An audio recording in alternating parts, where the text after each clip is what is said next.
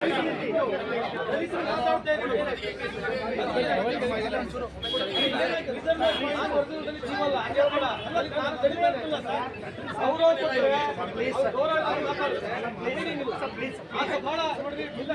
ಬುದ್ಧಿವಂತಿದೆ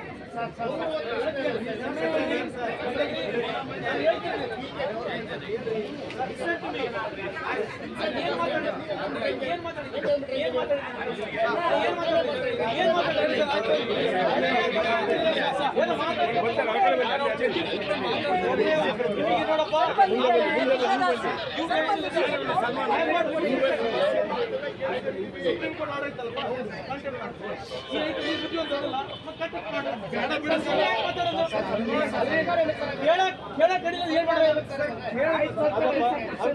ಸರ್ಕಾರ ಕ್ವಶನ್ ಮಾಡಿರಲ್ಲಪ್ಪ, ಸರ್ಕಾರ ಅಸಹಾಯಕತೆನೂ ಬಿಡಬೇಕು. ಸರ್ಕಾರ ಅಸಹಾಯಕತೆನೂ ಕೇಳಬೇಕಲ್ಲ. ಏನ್ ನನಗೆ ಗೊತ್ತಿಲ್ಲಪ್ಪ, ನಾನೇನ್ ಮಾಡಕ್ಕಾಗಲ್ಲ. ನಾನು ಆನೆಸ್ಟ್ ಆಗಿದ್ದೀನಿ. ಯಾರು ಮಾಡಕತ್ತಾರೆ? ಅವ್ರು ಹೇಳಿದ್ ಏನಂತಂದ್ರೆ, ಅವ್ರು ಏನ್ ಹೇಳ್ತಾರೆ,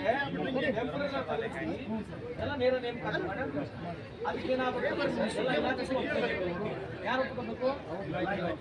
ಇಲಾಖೆ ಒಪ್ಪಿಕೊಂಡು ಸ್ಟೇಟ್ ಆರ್ಥಿಕ ಪರಿಸ್ಥಿತಿ ಒಪ್ಕೋಬೇಕು. ಆರ್ಥಿಕ ಪರಿಸ್ಥಿತಿ ನನ್ನ ಕೈಗಿದೆಯಾ? FD ಅದು ಹೇಳಿದೆ ಅವರಿಗೆ, ನೋಡಪ್ಪ ಇದು ನನ್ನ ಕೈಲಿ ಆಗಲ್ಲ. ಇದಕ್ಕೊಂದು ಇಲಾಖೆ ಇದೆ, ಸರ್ಕಾರ ಇದೆ. ಒಂದೇ ಅಲ್ಲ, ಟೆಂಪರರಿ ಅಂತಕ್ಕಂಥದ್ದು ಕಾಂಟ್ರಾಕ್ಟ್ ಬೇಸಿಸ್ ಇವನ್ ಪ್ರೈವೇಟ್ ನಲ್ಲಿ ಕೂಡ ಇದೆ.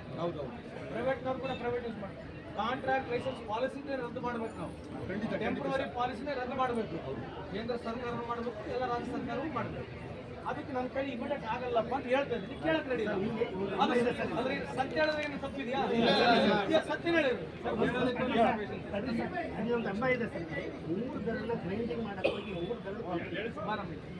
ಆಫೀಸರ್ ಕರೀಲಿ.